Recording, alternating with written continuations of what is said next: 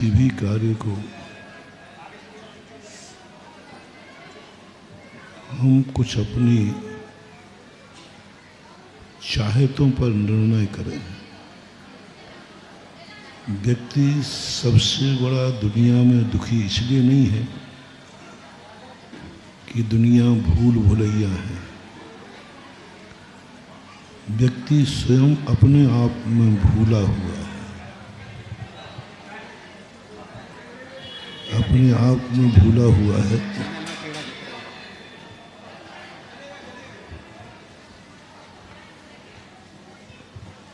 और वह स्वयं की भूल व्यक्ति को पकड़ में नहीं आती। अपनी करनी आप करे और के सिर धरता, स्वयं को नहीं देख पा रहा है कि मैं कितना अधूरा हूँ। वो सोचता है कि मेरी तिजोरी अधूरी है, कोई सोचता है मेरे कपड़े अधूरे हैं, कोई कहता है मेरा परिवार अधूरा है, कोई कहते मेरा भगवान अधूरा है, मेरे गुरु अधूरे हैं।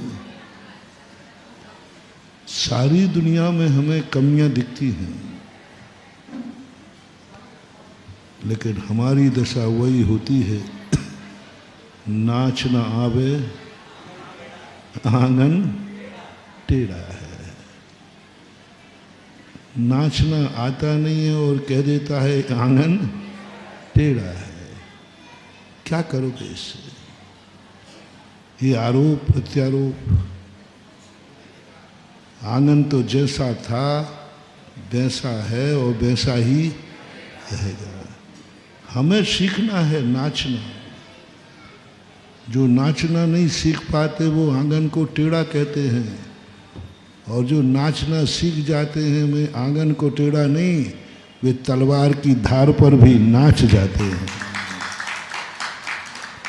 अपन कुछ ऐसा करें। जैन दर्शन ने यही तो सबसे बड़ी बात कही कि अपन जिंदगी को ऐसा बनाएं कि हमें तलवार पर भी नाचना पड़े तो हम कहते हैं कोई फर्क नहीं पड़ता।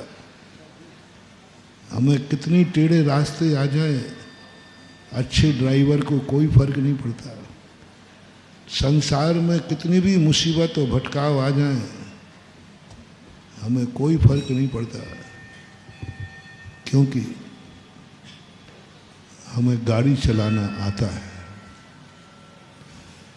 इसी प्रकार महानुभाव अपनी जिंदगी है।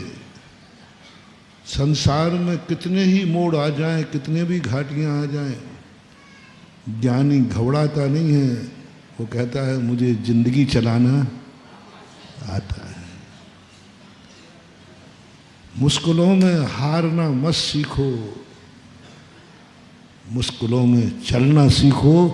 मुश्किलें भी मुश्किल नहीं होकर के सरल हो जाए।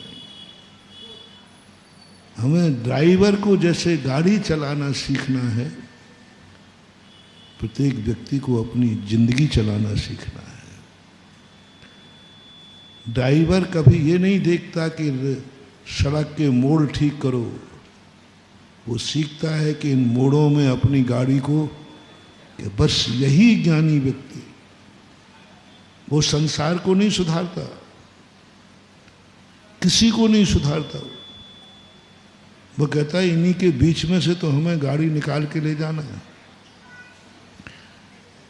कितने भी बीच में चौराहे आ जाएं, सही ड्राइवर के पास यदि सही नक्शा है तो साइड के चौराहे कटते जाएंगे और वो अपना सीधा रास्ता चुनता जाएगा। जिंदगी में यदि परेशानियां से हम घबरा गए, परेशानियां कुत्ते के समान होती हैं। यदि तुम परेशानियां से भागोगे, कुत्ते को देखकर तुम भागोगे तो कुत्ता काट लेगा। थोड़ा कुत्ते से मुकाबला करो। जैसे ही कुत्ता भौंके तुम खड़े हो जाना, क्या बात है भाई,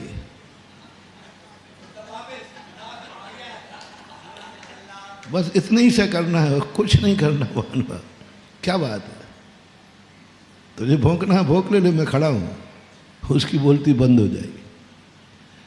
तुमने जैसे कुत्ते को भागे और कुत्ते को तुमने पत्थर मारा, कुत्ते को तुमने पर वो भों भों भों कर चिल्लाता, फिर दो चार और आ जाएंगे।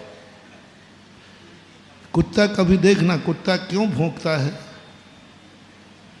उसका मूल कारण रहता है कि वो अकेला समर्थ नहीं है, वो दो पांच कुत्तों को इकट्ठे। कुत्ते के बोलने का एक ही नियम होता है, वो कुत्तों को और इकट्ठे करना चाहता है। बहुत सारे कुत्तों का नेचर है, कुत्ता कभी अकेला शिकार नहीं करता, बहुत सारे कुत्तों को इकट्ठे कर लेता है। ऐसा ही अपनी जिंदगी की परेशानियां हैं, एक कुत्ते के स्वभाव की होती है। इन परेशानियों से तुम भागेगे तो ये और काटेंगे, और एक परेशानी जब भौंकेगी ना तो वो 100 परेशानियां और खड़ी कर देगी। एक बार सीना तान के हो जाओ परेशानियों में, सारे परेशानियां तुम्हारे चरणों में झुक जाएंगी, क्योंकि हम उसको परेशानी मानते ही नहीं है। अब बात खत्म हो गई। परेशानी मानने से परेशानी है। मैं कई बार कहा करता हूं, जिंदगी की परेशानियां मत मानो, ये व्यवस्था है, प्रकृति की व्यवस्था है। तुम समझ रहे हो कि मुझे इसने गाली दी, मैंने इसका क्या बिगाड़ा था, मैं तो साधु था, मैंने कुछ इसका बिगाड़ा नहीं, फिर इसने गाली क्यों दी? तुम नहीं समझ पाए, तुमने कुछ नहीं बिगाड़ा था, प्रकृति की व्यवस्था है। तुम्हें गाली दिलाना पर्पस नहीं था, वो दुष्ट को दंड देना पर्पस था। और जब तक वो तुम्हें गाली नहीं देता, प्रकृति उसको दंड कैसे देती है? लाख कोई कहे कि इसने ये डाकू है, उससे क्या होगा? जब तक अपन उसको डाकू बनते हुए या करते हुए नहीं देखें।